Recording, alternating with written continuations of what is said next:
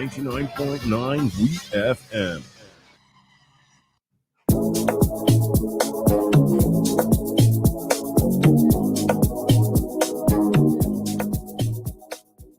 Good morning, St. Vincent and the Grenadines. The Searchlight Midweek is now online. Here are the stories, the headlines.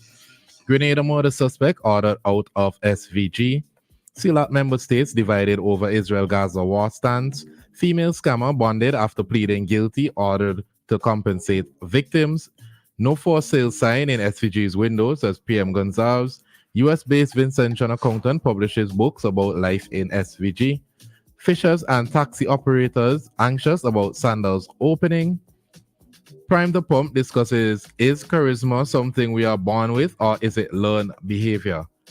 Two companies and government assist Olympics-bound US-based SVG athletes, more sports and kitchen corner. Searchlight, journalism you can trust. Check us out online at searchlight.vc. WEFM is SVG. Activated Mornings on WEFM 99.9 is on now.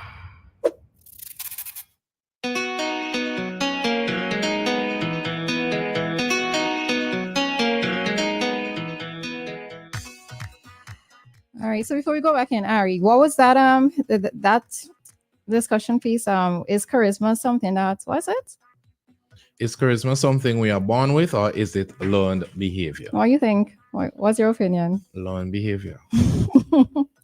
Sometimes I think it's a bit of both though. But I think it does blend with your personality type. What is your personality? Socialize? No, but so there are some of us who might be a little bit more maybe let's say not as easily triggered, etc., a little bit more calm. There are some persons who have calm spirits. So I think for those persons, they might be a little bit more flexible in terms of the way in which they speak with persons, the way in which they conduct affairs, etc. So, but it's interesting. I think I want to have a read of that. It's interesting. All right. Yes. Mm-hmm. Yeah, I was having a bit of issues with the internet there. But yesterday, Vincentians, we saw that motorists plunged over into the seaside embankment, in Vale.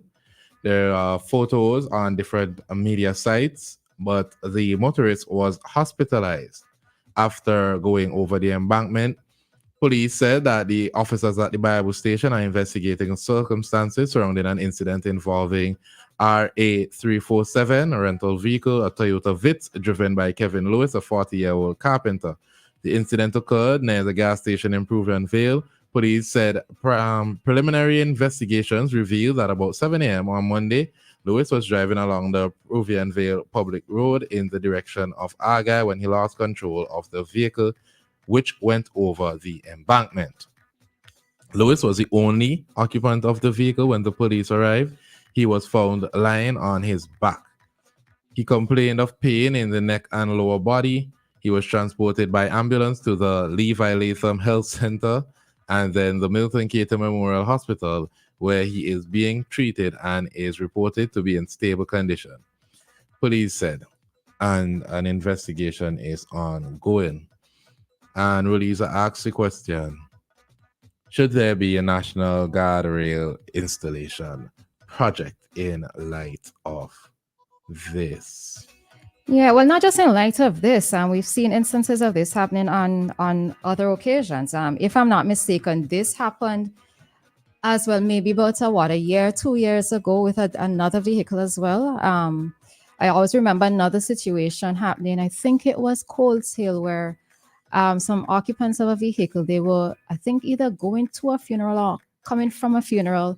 They themselves also went over, the edge of a cliff area. And, I know that it's not necessarily going to be a cheap endeavor. I know that it's also not, a lot of the onus also has to be on us as drivers to be careful when we're on the roads. Now, I don't know the circumstances that would have caused this vehicle to go over the embankment, but we do know that there are different times when things can go wrong with our vehicles very quickly. Things that we may not have had some forewarning about. And as a safety precaution, as a safety measure, I do have to wonder if, especially in certain strategic areas, along the coast, along areas where there are steep drop-offs, if we should not have a national guardrail installation project just to be safe. Yes, the onus is on us to do our part, in terms of the speed that we drive at, etc.,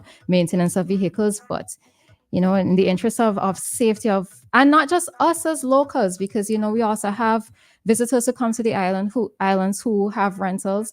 I always think that sometimes I don't know how other persons from other nationalities drive here, especially on the leeward side where you literally have hairpin corners. You have to be, you have to know what you're doing, to maneuver some of those corners, etc. So yeah, it's just something that I thought about. And interestingly, after I had put that message or put that question in the chat, when I went to the comment section for some of the articles that had it up, I saw a few persons asking the same question. And yeah, I would really like to see something like this being done, just as an added measure of security. Things like this should have been introduced a long time. And although you say that the onus is on vehicle drivers, there's a lot of things that work against us that we don't have control over. The main thing that we do not have control over, other drivers. There are a lot of other drivers doing a lot of nonsense on the road, and I hate to attack them, but mostly it is truck drivers and van drivers that are doing a lot of nonsense when you're on the road, especially on the weekend. And there's just so much you can do when a van driver give you a bad drive. You try to pull away from him, or you try to do what you think is yeah, best stop, in that situation. You that stopping and somebody might ram right into you at the back, Well, let's say you try to stop, your brakes fail, or your tires punctured, or there's many things that could go wrong. People need to remember that vehicles are very complicated machines, and there are many things that could go wrong. And we need more guardrails all over the island, not just on coast. We do want to avoid more people going over embankments. It's a very common thing. The most notable one was rock gutter. The brakes failed coming down the hill there. The van went straight over the embankment. Some students missing, some students recovered. And there are lots of similar stories. Vehicles going over into people's yards, vehicles going through people's houses. There are a lot of similar stories like that here in St. Vincent and the Grenadines. And we need something in place to curb this, because there are too many factors working against drivers when these situations happen. Look at Marion House. I'm pretty sure if there was a way to get all the reports of Marion House, I would believe that's something that should be headed by Braxa.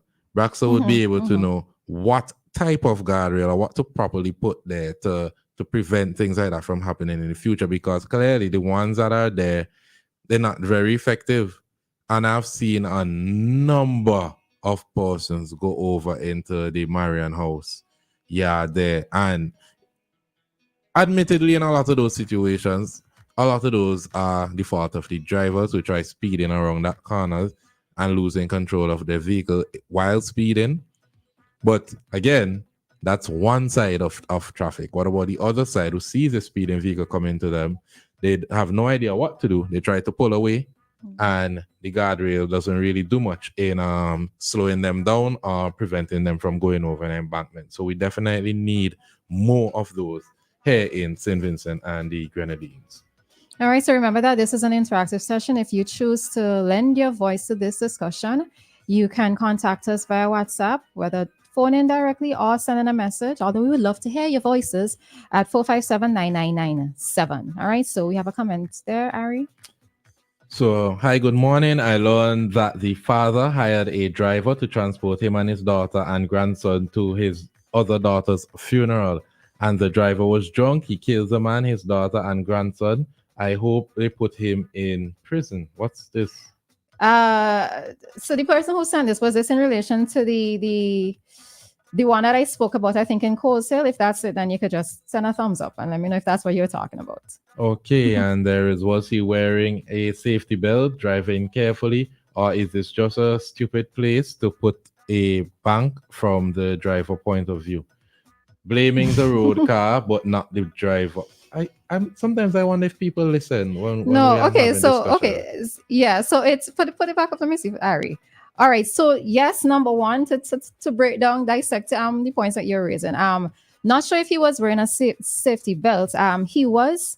If you look at the video, it's a significant drop to the beach, and the vehicle landed on its side. As well as the video that I saw, was it a video or a picture? I can't remember, but somebody, I think they said that he was found lying on his back, right? So I don't know whether or not he was wearing a safety belt, if he was able to eject himself from the safety belt or whatever. But the thing of it is that while it is that yes, he has survived. It's whatever physical complications that may arise from that particular drop that we have to look at.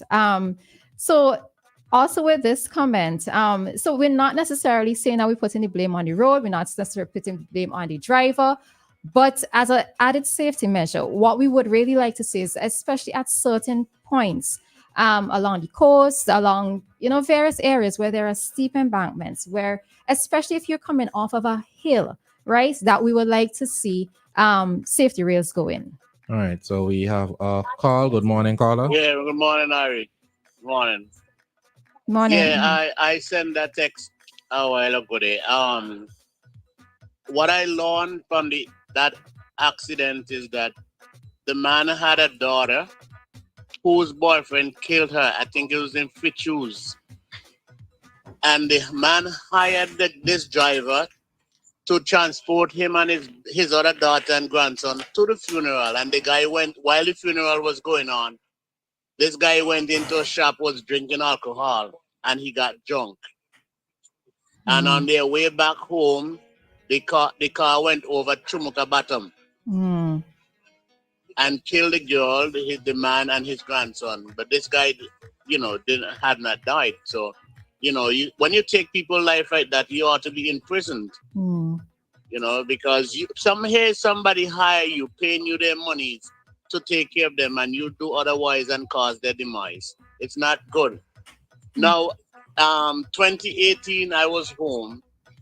My wife and I were going to Richmond. And when my wife observed the road, like Coast Hill and those places, when we get to Chumuka Bottom, she actually bring tears from her eyes because she said, "Let us turn back." And I say, "But we're almost there." Yeah, and my wife is from the city, so she, I said that we're almost there. We don't have far to go, and she actually bring tears from her eye. I had to turn around the car and come back. Went back to Layu. Yeah. And these places for all these years, they need to do something with those roads at the side. Put some back wall there or something. To give some people confidence or assurance that, well, assurance is not guaranteed. Let me not use that word, but give them some confidence that they can they're gonna make it to their destination. And the truth of the matter is the way some of these guys drive. That is why when I come home, I do not have nobody drive me. I rent a car, even though sometimes it's expensive, but I'm safe. I feel safer to do that because 2018, before I rent the car, I was going to the city, and there was a guy. I took his van, my wife and I. The guy is driving erratically. He has a Guinness in his hand, and his conductor has a Guinness in his hand. And I was like, "Listen, brother, let me tell you something." I give him a Vincent Wang. I say, "Boy, watch now. Me no come down, you can dead, Me no left New York and come, you can dead." You understand? So you do one or two things. Either you calm down and drive carefully, or let me out of your van. I don't know. Where's the rush? They rush into, they got to make money. Money. Hustle. Yeah, but the money is going to be here and we're going to dead and gone. But I'm not there's untimely death. Some people believe that anyhow you die, that's how you're supposed to die. But the Bible says a foolish man dies before his time.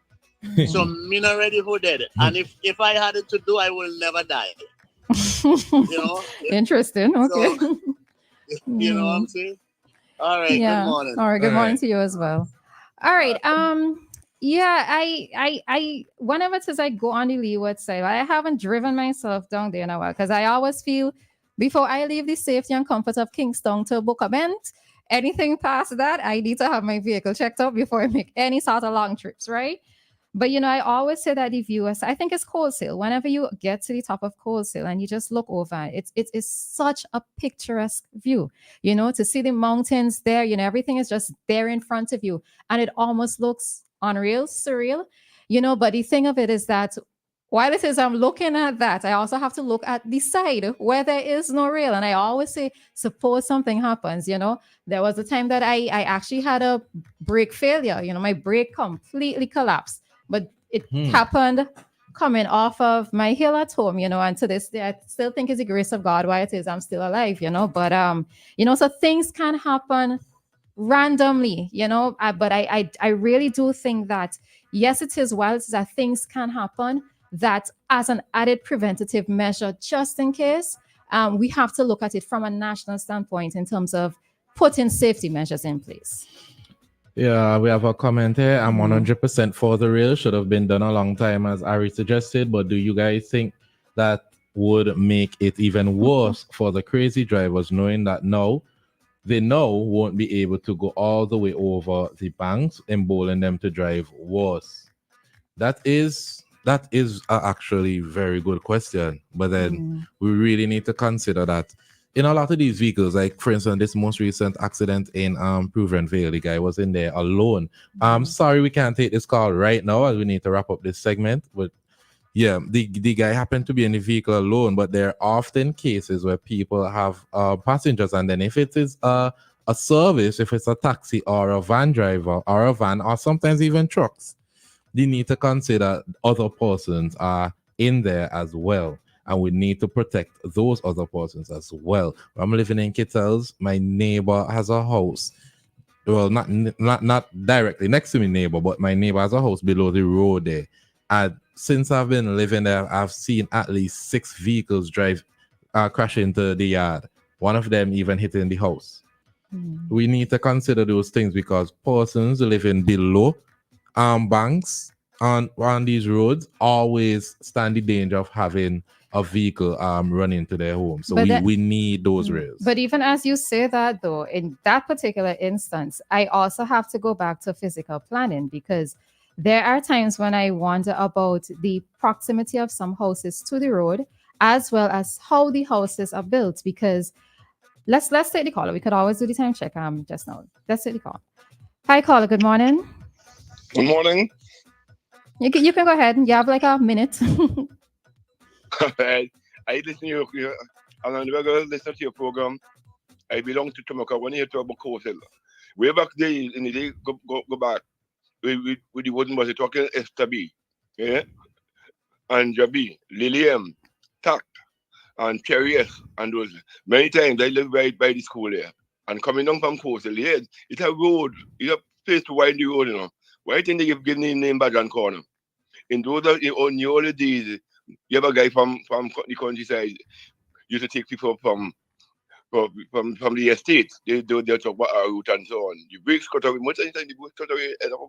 So Bajan, when it calls Uncle John coming around the corner behind the school there, that brakes cut away, and he only must have God why people survive. Bajan after that live a amount of time, and up to now the wall still remains the same. They call it Bajan Corner. When he coming down from the Mackenzie Hill, coming down to look over the cemetery, many Sundays, we're talking about when back in 1964, 65. A truck coming from the country with a trip, and it coming down. From the time we did the corners to come down to the river there, it ended up straight on the wall. My mother started about, oh God, oh God, oh God, some of them dead. And we must have God, the bus take up right on top of the wall. And up to this present time, they haven't done nothing. You have a place to widen the road. Or why not riding the road? And you see the driver then driving 24 miles. What else miles the driver than him? In those days, the bus and them used to come all the morning. I had to wake up to catch the bus and them to come in town. But now the drivers and them making it easy, but not reckless like that. All coming to Bow when you coming from Layu to come over back to here. So that's it. They need to do something about that. You go to widen. You drop a stone, but get the same stone to Petty Road. So that will contribute. All right, thanks. Okay. All right, so fair point. Not just the guardrails, but where roads can be widened to widen them as well. So, yeah. All right, so the time is now 8:05 and St. Vincent and the Grenadines, and we'll be back after these.